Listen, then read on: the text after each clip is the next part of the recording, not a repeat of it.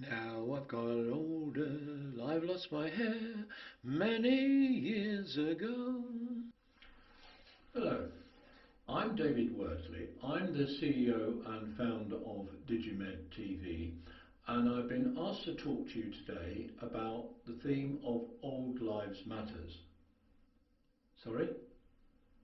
What? What do you mean, not Old Lives Matters? What? All lives matters. Oh, I thought you said old. No, I didn't get the email that you sent. Anyway, my eyesight's not too good, so I do have a bit of difficulty reading emails. So you definitely said all life matters. And you want me to talk about that?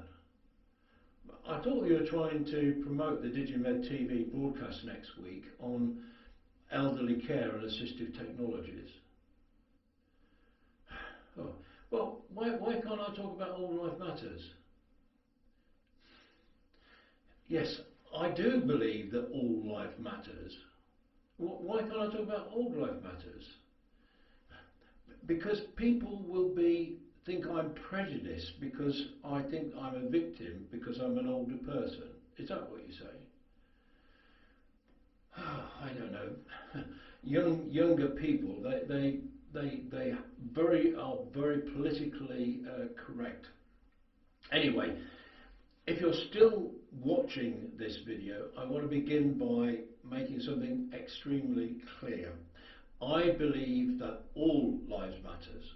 It doesn't matter what age you are, what sex you are, your cultural identity, whether you're rich or you're poor, whatever your background, whatever your belief, all lives matters. But I also believe that it is in human nature to be prejudiced and to discriminate against people. Sometimes we can't help it. We either like things or we dislike things. It's when these likes and dislikes turn into prejudice and discrimination that there begins to be a problem. So, discrimination and prejudice are a matter of injustice. So, I'm very much in favour of the opinion that all lives matter. And if you are a victim of prejudice or discrimination, as people of my age and generation often are, because they are stereotyped. Whatever your background and situation, at some time in your life you will find yourself being discriminated against or people being prejudiced against you. And in the same way, you are also likely to find yourself prejudiced against other people and even discriminate against them. So whether you are a victim or a perpetrator, the important thing to recognise is that discrimination and prejudice, whether you're victim or perpetrator, they degrade your ability to fulfil your potential as a human being. Now, I want to give you an example of prejudice and discrimination from my own life. I was born in 1949 and my father was a carpenter, joiner and undertaker. We lived in a council house, so we didn't have a great deal of money. But my father's life was radically altered by the Second World War and the fact that he had to join the RAF and spend those years when he might well have gone to university fighting in the cause of peace. As a consequence, he, like many other people of his generation, wanted to make sure that his child had the best possible opportunity to fulfill their potential, so that I, after I was born, wasn't affected by the things that affected him. So he did everything within his power to help me fulfill my potential. And to cut a long story short, my parents saved up very hard. Within their means, they gave me every opportunity, and eventually I finished up getting a scholarship with post-office telecommunications and going to university. And soon after I left university, My father gave up his career as a carpenter, joiner, undertaker because it wasn't that well paid, and he went into a caring profession. And he started off as a workshop manager at a day centre for people with learning difficulties. So these people were people with Down syndrome, brain damage, a variety of different conditions, and he helped them by providing workshop capabilities and training that enabled them to put their skills to use in a practical way. And this was a huge step for him, which he took really in his 30s and 40s. And he was really quite successful, and he loved his job.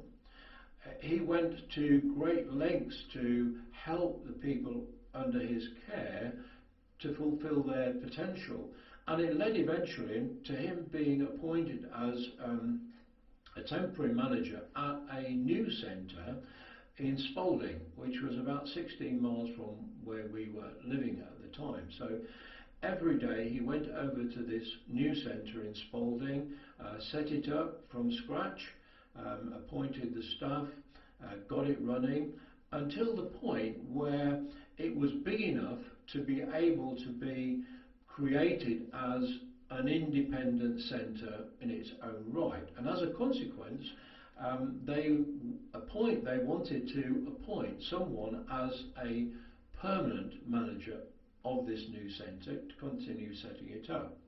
Well, by this time my father was in his late 50s, and because he had put so much into the job, because he was so successful and caring with his staff, he used to take people on visits to places like Wicksteed Park in his own time. He made enormous sacrifices to make the lives of those people under his care better. So he had assumed that because he'd done a good job, that when the permanent post was advertised and set up, that he would be the person who would be appointed. Well, things didn't happen that way. In fact, they appointed as the manager of this new centre a new graduate who had no previous experience in the care sector, but had got some good qualifications and was very keen. And as a consequence, my father felt his life had been destroyed, and he felt that he was prejudiced against because of his age. Now, I don't know the circumstances of the individual who was appointed, and I don't know whether that person's appointment was justified or not. But I do know that it made a big difference to the health and well-being of my father. He felt he was being thrown on the scrap heap, he felt he wasn't valued anymore, and as a consequence he developed severe physical problems. He had a quadruple heart bypass, and at the age of 69 he passed away. And it wasn't until after he died that we actually learnt that my father also had multiple sclerosis. So the point of this story is that I don't know whether my father was discriminated against or whether there was some prejudice over his age. I'm not in a position to know that. But I do know that as an older person, he felt that he was a victim of people's perceptions of older people and their ability to do a job. Which leads me into talking about the next Digimed TV broadcast on Tuesday, May the 18th. There'll be one at 7:30 in the morning UK time and one at 3:30 in the afternoon. And on this programme we will have guests who are going to be talking about elderly care and assistive technologies. Now, I'm 71 years old, soon to be 72, and I use assistive technologies. I don't hear very well, so these earbuds help when I'm doing recording and editing, and I don't see as well as I might. But I don't stop these deficiencies in my, if you like, my health and my well-being from wanting to do everything in my power to fulfill my potential as a human being. So I don't want to let any prejudice or discrimination, whether it's in my own mind or possibly in the mind of other people, to hold me back from trying to make a positive difference to people's lives. So next Tuesday's Digimed TV broadcast, we'll be looking at the way in which technology can enable not just older people but younger people as well to fulfill their potential. Technology by itself is not a universal panacea, but technology combined with humanity can make an enormous difference to the ability of us all to fulfill our potential. So when we look at the digital medicine technologies or elderly care and assistive technologies, these, in my opinion, are not about trying to reduce the cost burden of older people.